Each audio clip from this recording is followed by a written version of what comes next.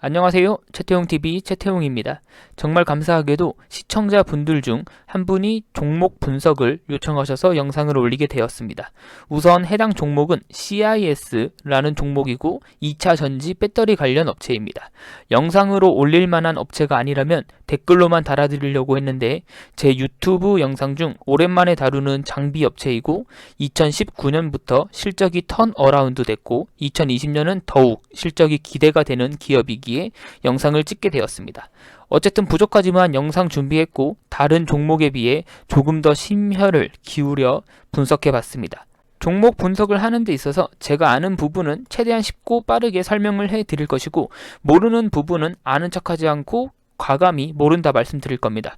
어릴 때부터 금융, 경제, 회계 등을 정말 주입식으로 교육을 많이 받아와서 부족하지만 다양한 산업군의 지식을 비교적 많이 갖고 있다 생각합니다. 그러나 당연하게도 저도 모든 것을 다 알지는 못합니다. 모르는 게 오히려 더 많습니다. 자료 찾아가며 아는 척하지 않고 모르는 건 가감히 모른다고 말씀드리겠습니다. 순서는 간단하게 차트 확인해보고 재무제표, 실적으로 기업의 가치 대비 시가총액이 정당한가를 확인해보겠습니다. 먼저 5월 19일 CIS는 장중 뉴스에 의해 상승했지만 캔들 보시면 윗꼬리를 길게 그리며 마감했습니다. 5월 19일 3분봉 차트인데 이 부분에서 뉴스가 뜨고 16%까지 급상승 하다가 급격한 매도세 증가로 하락하고 종가는 결국 3% 상승으로 마감했습니다. 이게 해당 뉴스인데요. 간단히만 살펴보면 CIS가 테슬라 중국식 배터리 채용 확정 소식에 상승했다 이러고 기사가 작성될 때는 2.04% 상승 중이다. 그리고 테슬라가 중국의 리튬 인산철 배터리를 사용하기로 했는데 CIS는 중국의 배터리 업체를 고객사로 두고 있다. 이런 내용인데요. 전형적인 못된 찌라시 뉴스입니다. 이런 거 보면서 매매하시면 한두 번은 큰 수익을 내실 수도 있습니다. 근데 그 종착점은 결국 깡통입니다. 깡통. 부디 시청자분께서 해당 뉴스 때문에 CIS를 고점 매수하신 게 아니길 바라겠습니다. 그리고 일봉 차트 다시 확인해보면 2019년부터 기업 자체가 턴어라운드 하면서 주가가 상승했고 코로나 바이러스 이슈로 하락, 그리고 최근 지수 상승세로 제자리로 돌아가고 있는 모습입니다. 거래량 포함한 일봉 차트로 다시 정확하게 확인해 보겠습니다. 저도 옛날에는 차트 되게 많이 보고 재무제표는 등한시 했던 적도 있습니다. 차트와 호가창만을 맹신하며 매매한 적도 있고요. 이상하게 어릴 때부터 금융 회계 공부하면서 자라왔음에도 차트에 답이 있다 생각하고 매달린 적도 있었습니다. 어쨌든 다시 기본적 분석에 충실하자는 마인드로 돌아와서 미국 주식에 투자하는 중이고 한국 주식은 단타로만 매매하고 있는 중입니다. 잠깐 다른 이야기로 생 것 같은데 CIS 차트 다시 확인해보면 5월 19일에는 대량 거래를 동반한 윗꼬리라서 마냥 좋아 보이진 않습니다. 바로 이전 대량 거래량 터진 시점의 종가 확인해보면 3,950원인데 이 가격대를 꼭 지켜줘야 되고 4,000원 부근선까지 큰 호재가 없으면 거래량 없이 줄줄 흐를 수도 있습니다. 어쨌든 기술적 측면에서 보면 4,000원 부근선은 목숨 걸고 지켜야 되는 가격대입니다. 그리고 이런 윗꼬리 길게 그리는 캔들에 대해서도 해석이 다양하긴 한데요. 저도 차트 공부 진짜 오래 했는데 제가 내린 결론은 하나입니다. 보시면 5,000원 가격대는 신고가입니다. 매물대가 없습니다. 매물대가. 이런 상황에서 윗꼬리 캔들은 흔히 말하는 세력이라고 하죠. 세력이 저항대를 확인한 거라고 해석하는 게 가장 정확하다고 생각합니다. 그래서 해당 결론이 맞다는 전제하에 보면 아마 4,000원까지는 줄줄 흐르다가 다시 신고가 도전을 할 확률이 높습니다. 뒤에 나올 기본적 분석 영상 확인해보면 알겠지만 CIS라는 기업이 실적 자체가 턴어라운드 하는 중으로 수주 잔고도 많고 꽤 괜찮아 보여요. 그래서 대외적인 변수가 없다면 아마도 신고가는 다시 한번 찍을 것 같긴 한데 어디까지나 제 의견이고 투자의 책임은 본인에게 있으니 참고만 해주시면 감사드립니다. 자, 그러면 다음으로 CIS 기본적 분석으로 들어가겠습니다.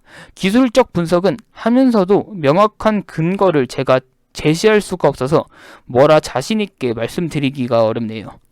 아무튼 CIS 연간 매출액부터 확인해 보겠습니다. 2017년, 2018년은 아예 죽순 연도고 2019년부터 실적이 턴어라운드 하여 매출액 1천억, 영업이익 150억을 기록했습니다. 2020년 예상 영업이익이 250억 이상인데 영업이익 250억으로 가치평가했을 때 제 기준 적정 시가총액은 3,500억 정도입니다. 해당 계산은 업계 평균 그리고 성장하는 기업임을 감안했을 때입니다. 그리고 저만의 알고리즘이 따로 있는데 그걸로 계산했을 때 나온 게 3,500억 정도입니다. 어쨌든 현재 시가총액 약 2,500억 대비 상승 여력은 있어 보입니다만 참고만 해주시면 감사드립니다. 추가적으로 말씀드리면 이런 턴어라운드 기업 그리고 성장형 기업을 분석하실 때는 해당 기업의 실적이 일회성인지 아니면 다음 연도, 다다음 연도에도 정말 턴어라운드가 확실하고 매출이 발생될 수 있는지까지 확인하셔야 됩니다. 다음으로 영업활동 현금 흐름 확인해보면 2019년 이전 거는 볼 필요도 없고 2019년부터 현금 창출 능력도 아주 뛰어난 기업임을 확인할 수 있습니다. 투자활동 현금 흐름도 양호하게 발생되어 주고 있고 재무활동 현금 흐름하고 묶어서 보시면 전형적인 성장형 기업입니다. 현금 흐름 보는 법도 추후 영상에서 현금 흐름 보는 법만 한번 다뤄보도록 하겠습니다. 2019년에 채무 상환이 약 32억 정도 있긴 했는데 큰 의미는 없고요. 2019년 기준 ROE도 25% 수준으로 좋고 부채 비율은 다소 높습니다. 저는 근데 오히려 무차입 경영이다, 부채 비율이 낮은 기업을 오히려 싫어합니다. 당장 확인해보면 부채 비율 너무너무 낮은 기업은 이상하게 실적 대비 시가총액도 낮아서 저평가 당하고 있나? 라는 느낌을 받으실 수 있습니다. 부채 비율이 낮다는 건 대체로 해당 업황 자체가 죽어 있다는 확률이 높습니다. 물론 정확한 분석은 때에 따라 필요하지만 대체로 그렇습니다. 성장하는 기업들은 항상 부채를 끼고 성장하게 되어 있습니다. 레버리지죠, 레버리지. 물론 이 부분은 좀 더 정확한 분석이 있고 근거가 뒷받침 될 때의 이야기입니다. 무차익 경영에 가까운 낮은 부채는 항상 좋은 것은 아니다. 그리고 근거 없이 높은 부채는 나쁜 부채다. 라는 것을 말씀드리는 겁니다. 자본 유보율은 큰 의미 없습니다. 그냥 기업 분석하는데 참고만 하시면 됩니다. 그러면 2020년 1분기 실적 확인해 보겠습니다. 왼쪽 표가 2020년 1분기, 오른쪽 표는 2019년도 1분기 실적입니다. 2019년에는 매출이 5억밖에 안 돼요. 이건 장비업체 특징이긴 한데요. 이건 좀 재무제표상 극단적으로 나타나서 재밌어서 제가 일부러 좀 강조해서 넣었습니다. 장비업체 특징상 해당 분기에 계약이 발생해도 매출로 잡는 게 장비 제작 완료 시기냐, 장비 인도 시기냐, 혹은 장비에 대한 검증이 끝났을 때냐에 따라 다르기 때문에 매출 자체가 이연돼서 발생한 상황입니다. 어쨌든 2020년 1분기 매출은 274억이고 영업이익도 40억으로 영업이익률이 약 15%대로 양호한 것을 알 수 있습니다. 어쨌든 2020년 1분기까지는 실적의 턴어라운드가 연속되고 있다는 것을 확인할 수 있습니다. 근데 당기 순이익이 적자로 15억 적자입니다. 그래서 왜 그런가 제가 확인해 봤더니 전환사채 전환 손실이 53억 발생했습니다.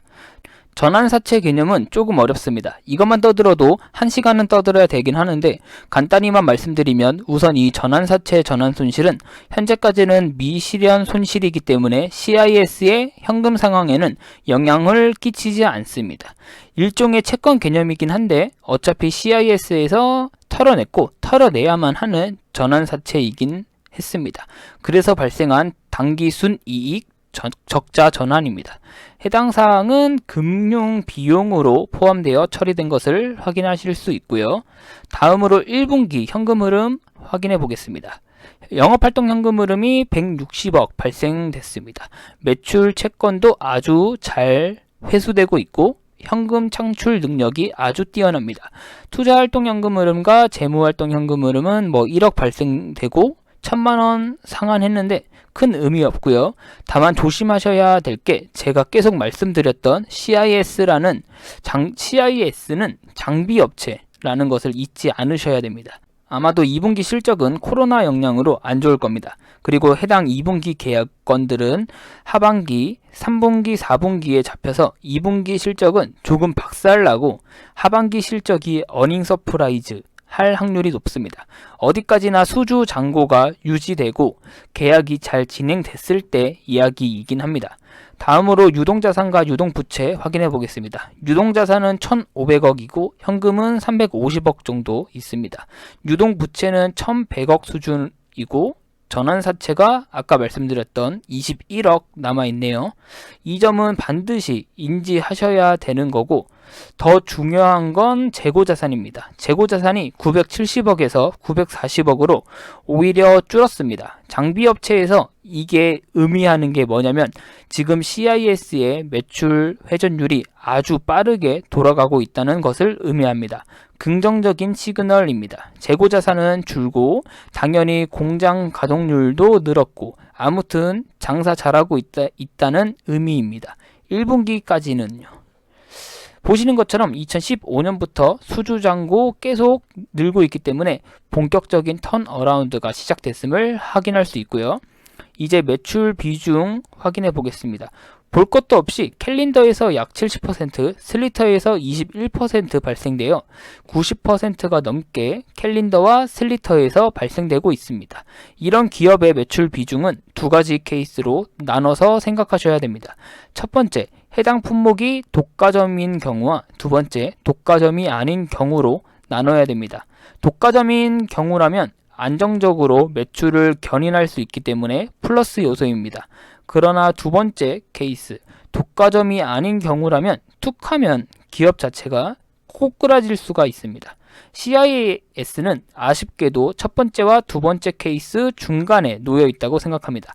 제품 설명 확인해 보면 품질 경쟁력이 있고 가격 경쟁력도 있고 소수의 경쟁 회사밖에 없다 이렇게 써놓긴 했는데 캘린더는 진입 장벽도 있고 경쟁력이 있긴 합니다. 근데 슬리터는 비교적 경쟁력이 조금 떨어지는 것도 있고 슬리터 고객사 입장에서 기존 거래처와 거래를 끊고 다른 제품으로 체인징 하기가 어렵습니다. 기존 업체들 입장에서는 지키기가 쉬워서 좋은 제품이지만 후발 업체들 입장에서는 까다로운 영역입니다. 희망적인 건 비교적 CIS에게 경쟁력이 있다고 평가받고 있는 캘린더의 매출 비중이 높다는 것이고 더 중요한 게 하나 더 있습니다. 바로 전고체 전지입니다. 전고체 전지에 대해서 간단히만 말씀드리겠습니다. 배터리는 양극재, 음극재, 분리막 그리고 전해질이 있습니다. 알고 계시는 기존 배터리들의 전해질은 액체입니다. 때문에 배터리의 에너지 밀도가 비교적 낮은 편입니다. 그래서 차세대 배터리의 후보군 중 하나가 전고체 전지입니다. 이걸 어떻게 제가 아냐? 배터리 쪽 기업체 탐방도 꽤 많이 다녀보고 유명한 교수들 인터뷰도 꽤 진행했었습니다.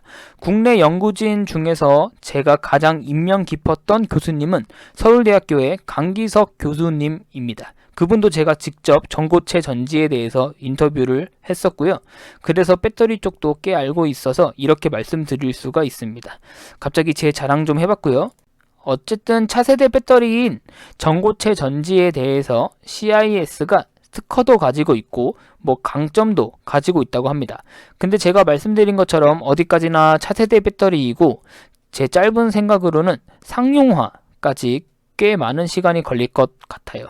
그리고 CIS가 갖고 있는 전고체 전지 특허에 대해서는 잘 모르겠습니다.